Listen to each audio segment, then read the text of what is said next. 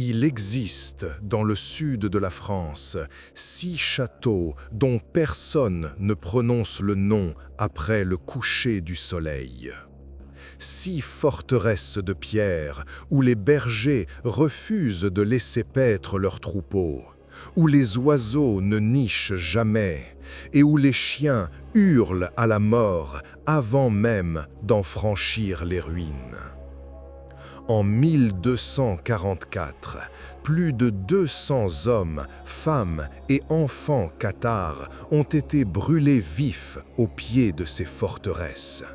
Leurs cris, dit-on, ont maudit la pierre elle-même.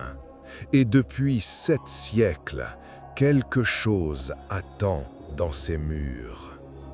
Ce que je vais vous révéler ce soir n'a jamais été diffusé publiquement.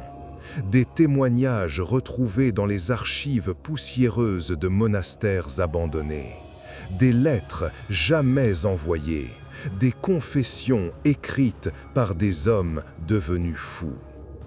Car il y a une raison pour laquelle aucun gardien n'accepte de rester seul dans ses châteaux après minuit. Une raison pour laquelle les autorités ont interdit tout bivouac nocturne dans un rayon de 100 mètres. Et cette raison vous hantera bien après avoir éteint cette vidéo. Montségur, le nom seul fait frissonner ceux qui connaissent son histoire. Perché à 1200 mètres d'altitude dans les Pyrénées ariégeoises, ce château fut le dernier refuge des cathares. Le 16 mars 1244, après 10 mois de siège, plus de 200 parfaits cathares ont refusé d'abjurer leur foi. On les a tous brûlés, vivants, au pied de la montagne. L'endroit s'appelle encore aujourd'hui le Champ des Brûlés. Rien n'y pousse, pas même de la mousse. 700 ans plus tard, la terre elle-même refuse la vie.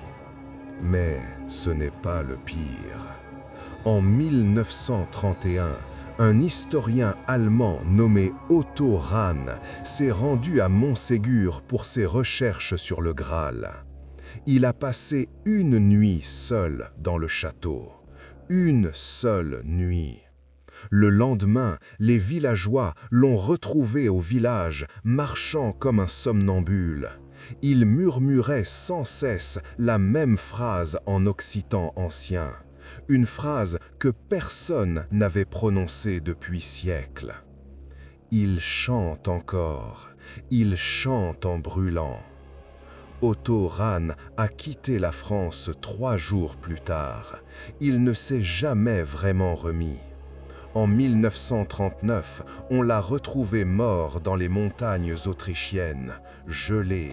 Mais son visage exprimait une terreur absolue, comme s'il avait vu quelque chose qu'il avait suivi depuis Montségur.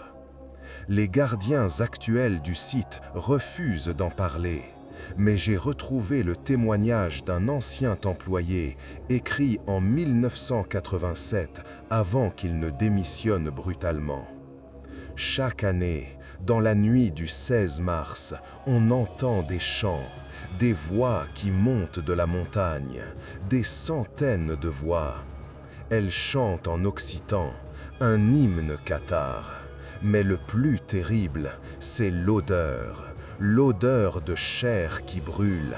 Elle envahit tout le château. Elle s'infiltre dans vos vêtements, dans vos cheveux, dans votre gorge. Et quand vous fermez les yeux, vous les voyez. Vous voyez les flammes et vous sentez la chaleur. Cet homme s'appelait Pierre Constant. Il avait travaillé 15 ans comme guide à Montségur. Après cette nuit, il n'y est jamais retourné. 2 ans plus tard, on l'a interné dans un hôpital psychiatrique. Il passait ses journées à dessiner des flammes, des milliers de flammes, sur les murs, sur le sol, sur sa propre peau. Les médecins ont diagnostiqué une psychose hallucinatoire. Mais Pierre répétait toujours la même chose. Ce ne sont pas des hallucinations, ce sont des souvenirs, leurs souvenirs. Ils les partagent avec moi chaque nuit. Je brûle avec eux, encore et encore. Je brûle depuis 700 ans. À 80 km de Montségur se dresse Père Perthuse, la forteresse la plus massive des châteaux cathares. 800 mètres de murailles, dominant la vallée comme un prédateur de pierre. Les locaux l'appellent la Carcassonne céleste. Mais il y a un autre nom, un nom qu'on ne dit qu'à voix basse. Le château qui mange la lumière. Car à Père Perthuse, les ombres ne suivent pas les lois de la physique. En 1967, une équipe de spéléologues français a décidé d'explorer les souterrains du château. Ils étaient 4, équipés de lampes électriques, de cordes, de matériel moderne. Ils sont entrés dans les cryptes à 10 heures du matin, sous un soleil éclatant. À 13 heures, seuls 2 d'entre eux sont ressortis, couverts de poussière, les yeux hagards, tremblants de tous leurs membres. Les 2 autres n'ont jamais été retrouvés. Quand on a interrogé les survivants, ils ont raconté quelque chose d'impossible. Ils ont dit qu'après 1 heure de marche dans les tunnels, leurs lampes ont commencé à faiblir, toutes en même temps, comme si quelque chose aspirait la lumière elle-même. On voyait nos lampes, a témoigné Marcel Duchamp, l'un des survivants. On voyait le filament brûler, mais aucune lumière n'en sortait. C'était comme si l'obscurité était plus forte, plus dense, vivante. Puis, ils ont entendu les voix.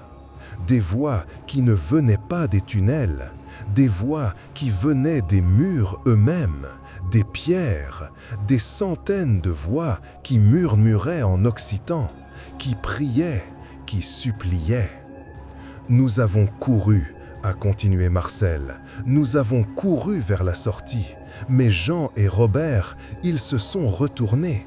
Ils ont dit qu'ils devaient rester, qu'on les appelait par leur nom, qu'ils devaient payer une dette. Nous avons essayé de les tirer avec nous, mais ils étaient comme ensorcelés. Ils fixaient l'obscurité avec un sourire. Et puis, ils ont marché dedans. Ils ont marché dans le noir absolu et ils ont disparu.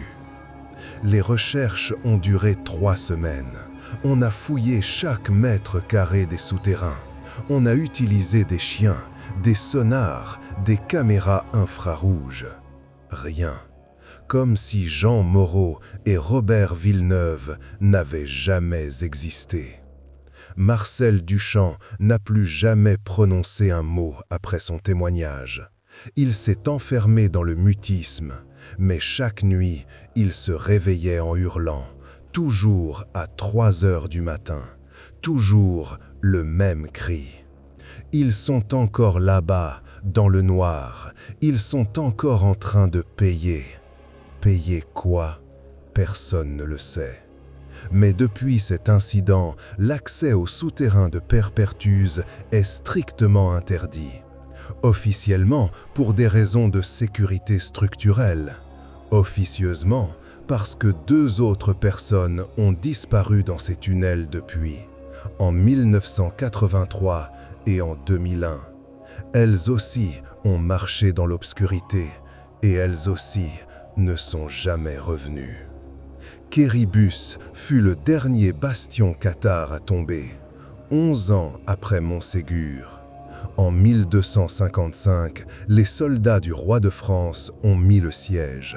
Mais contrairement aux autres châteaux, Quéribus n'a pas été pris par la force.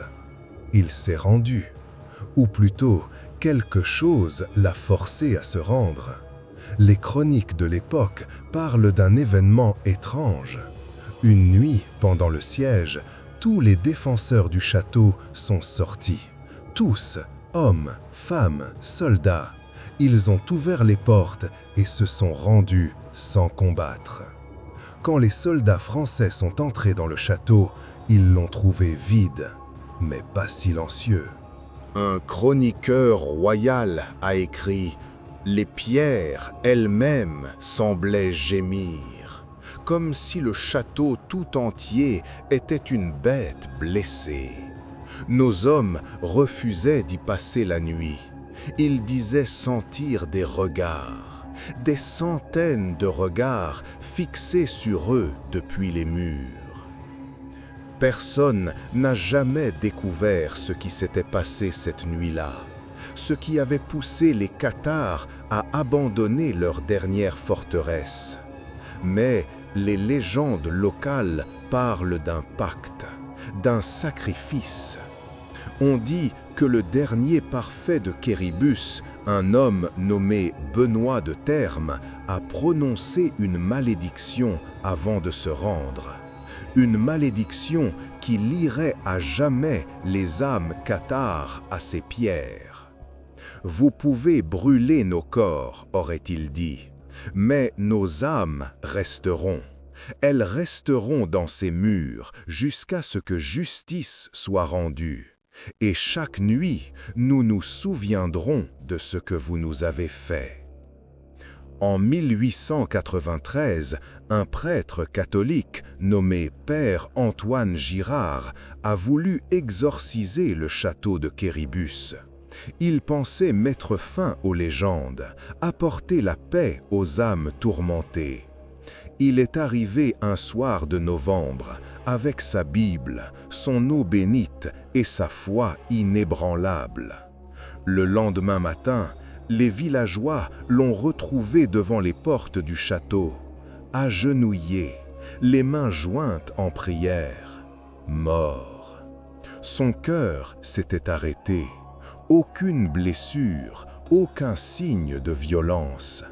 Mais son visage était tordu dans une expression d'horreur pure, et dans sa main droite, il serrait un morceau de parchemin. Un parchemin sur lequel il avait écrit une seule phrase, encore et encore, couvrant chaque centimètre de papier. « Pardonnez-moi, je ne savais pas. Pardonnez-moi, je ne savais pas. » Personne n'a jamais su ce qu'il avait vu dans Quéribus cette nuit-là, ce qu'il avait découvert qui l'a tué de terreur. Mais depuis lors, aucun prêtre n'a plus jamais tenté d'exorciser un château cathare. Jamais. Car il y a des choses qu'il vaut mieux laisser enfermer dans la pierre. Puis Lorrain se dresse sur un piton rocheux comme un doigt accusateur pointé vers le ciel. C'est le château le plus isolé, le plus silencieux et le plus dangereux. Car à Puylaurens, le temps ne fonctionne pas normalement. En 1952, un couple de touristes anglais, les Hamilton, a visité le château. Ils sont arrivés à 14 heures précises. On le sait parce que Madame Hamilton a noté l'heure dans son journal intime. Elle notait tout, c'était son habitude. Ils ont exploré le château pendant ce qu'ils pensaient être 30 minutes, peut-être 1 heure tout au plus. Quand ils sont ressortis, il faisait nuit noire. Leur montre indiquait 14h30, mais le soleil s'était couché, les étoiles brillaient, et le gardien qui fermait le site leur a dit qu'il était 22 heures passées. « Impossible !» a protesté M. Hamilton. « Nous venons d'entrer, il y a à peine 1 heure. » Le gardien a regardé leur montre, puis il a souri. Un sourire triste, résigné. « Vous êtes les 10e cette année, a-t-il dit. Vos montres se remettront demain, mais vous ne serez plus jamais les mêmes. » Il avait raison. Dans les semaines qui ont suivi, les Hamilton ont commencé à avoir des absences, des moments où ils se figeaient, où leur regard devenait vide, comme s'ils n'étaient plus là. Ces absences duraient exactement 7h30. À chaque fois, les médecins ont parlé d'épilepsie, de micro-AVC, de troubles neurologiques inexplicables. Mais Madame Hamilton savait. Elle l'a écrit dans son journal 3 jours avant sa mort. Nous ne sommes jamais vraiment sortis de Puylaurens. Une partie de nous est restée là-bas, prisonnière. Et chaque jour, cette partie grandit. Bientôt, il ne restera rien de nous ici. Nous serons entièrement là-bas, dans ce temps qui n'existe pas, dans cette pierre qui se souvient de tout. Elle s'est suicidée le 3 janvier 1953. Son mari l'a suivie 2 semaines plus tard. On a retrouvé leurs montres sur leur table de nuit. Elles s'étaient toutes les deux arrêtées exactement au même moment, 14h30, l'heure exacte où ils étaient entrés dans Puylaurens. Depuis, les autorités ont installé des panneaux, des avertissements, mais ils ne disent jamais la vérité. Ils parlent de zones dangereuses, de risques de chute de pierres. Ils ne disent pas que 15 personnes ont disparu dans ce château entre 1950 et 2010. 15 personnes dont on a retrouvé les montres, mais jamais les corps. Ils ne disent pas que ces montres indiquaient toutes la même heure, 14h30. L'heure où le temps s'arrête à Puylaurens, l'heure où quelque chose d'ancien attend. Aguilar signifie le nid d'aigle, mais aucun aigle ne survole plus ce château depuis 300 ans. Les oiseaux l'évitent, les insectes n'y entrent pas, même le vent semble contourner ces murailles. Car Aguilar est le château du silence absolu. Un silence qui n'est pas l'absence de son, mais quelque chose de plus profond, de plus ancien. Un silence qui dévore. En 1876, un acousticien français nommé Émile Beaufort a voulu étudier ce phénomène. Il ne croyait pas aux superstitions. Pour lui, tout avait une explication scientifique. Il est arrivé à Aguilar avec ses instruments, ses diapasons, ses appareils de mesure. Il allait prouver que ce silence n'était qu'une illusion, un effet architectural, une particularité géologique. Il s'est trompé. Le premier jour, il a constaté que ses instruments ne fonctionnaient pas correctement. Les diapasons vibraient, mais aucun son n'en sortait. Ses cordes vocales bougeaient, mais sa voix ne portait pas au-delà de quelques centimètres. Le deuxième jour, il ne pouvait plus s'entendre penser. Littéralement, ses pensées elles-mêmes étaient silencieuses. Le troisième jour, il a commencé à entendre autre chose. Pas des sons, pas vraiment, plutôt des souvenirs de sons, des échos de cris qui n'avaient jamais été poussés, de paroles qui n'avaient jamais prononcées, de pleurs qui étaient restés coincés dans les gorges des mourants. Car Aguilar fut le lieu d'un massacre. En 1210, pendant la croisade contre les Albigeois, 150 cathares s'y sont réfugiés. Les croisés les ont murés vivants dans les caves du château. Ils les ont murés sans nourriture, sans eau, sans lumière et sans voix. car avant de les murer, les soldats leur ont tranché la langue, à tous, hommes, femmes, enfants, pour qu'ils ne puissent pas crier, pour qu'ils ne puissent pas prier, pour qu'ils meurent dans le silence. Émile Beaufort a découvert ces caves le 5e jour. Il a trouvé les ossements, les murs griffés par des ongles désespérés, et les langues, les 150 langues séchées, disposées en cercle au centre de la cave. Un rituel, un message, une malédiction. Il est sorti en courant, il a quitté et n'y est jamais retourné. Mais le silence l'avait suivi. Ses collègues ont remarqué qu'Émile ne parlait plus, pas qu'il refusait de parler. Il ne pouvait plus, physiquement.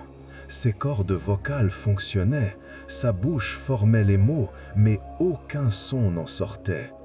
Les médecins n'ont rien trouvé d'anormal, aucune lésion, aucune explication physiologique. Émile Beaufort a vécu 32 ans dans le silence absolu. Il a essayé d'écrire ce qu'il avait vécu à Aguilar. Mais chaque fois qu'il prenait une plume, sa main tremblait trop, comme si quelque chose en lui refusait de laisser ce secret s'échapper. Il est mort en 1908, muet. Et dans son cercueil, les croque-morts ont découvert quelque chose d'inexplicable. Sa langue avait noirci, comme si elle avait été brûlée ou arrachée, puis remise en place. Depuis, personne ne reste seul à Aguilar après le coucher du soleil, car ceux qui y passent la nuit perdent quelque chose. Certains perdent leur voix, d'autres perdent la capacité d'entendre, quelques-uns perdent leur souvenir des sons. Mais tous perdent quelque chose dans ce silence qui dévore, dans ce château qui se souvient de 150 voix coupées. Terme, le dernier de notre liste, mais certainement pas le moins terrifiant. Car Terme n'est pas seulement hanté par des âmes, il est hanté par la terre elle-même.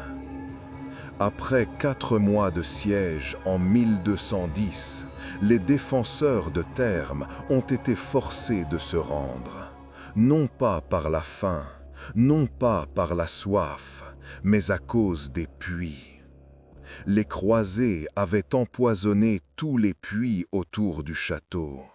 L'eau était devenue rouge, rouge comme du sang. Et tous ceux qui en buvaient mouraient dans d'atroces souffrances. 140 cathares sont morts ainsi, empoisonnés par l'eau qui était censée leur donner la vie. On dit que leur sang s'est mélangé à l'eau des puits, qu'il a pénétré la roche, qu'il a infecté la terre elle-même. Et depuis 800 ans, l'eau de Terme coule rouge. Officiellement, c'est l'oxyde de fer, des minéraux dans la roche, une explication géologique parfaitement rationnelle. Mais expliquez alors pourquoi cette eau rouge n'apparaît que la nuit. Pourquoi elle redevient claire au lever du soleil? Pourquoi elle sent le cuivre? Pourquoi elle a un goût métallique? Pourquoi elle est chaude, même en plein hiver, comme si elle venait directement de veines vivantes? En 1923, un hydrogéologue britannique nommé Dr William Hastings a voulu analyser cette eau. Il a installé son laboratoire de campagne près d'un des anciens puits. Il allait démystifier cette légende une fois pour toutes. La première nuit, il a prélevé un échantillon d'eau à minuit. L'eau était effectivement rouge. Il l'a placée sous son microscope. Ce qu'il a vu l'a fait reculer d'horreur. Dans l'eau, il y avait des cellules sanguines humaines, vivantes, qui bougeaient, qui pulsaient.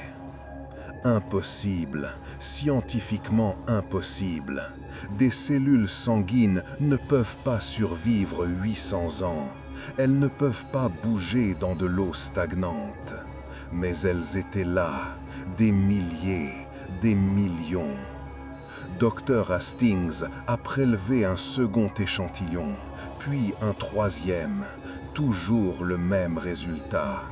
Alors il a fait quelque chose de fou, il a bu l'eau, juste une gorgée, pour prouver que ce n'était pas dangereux, que tout ceci n'était qu'une anomalie scientifique sans danger.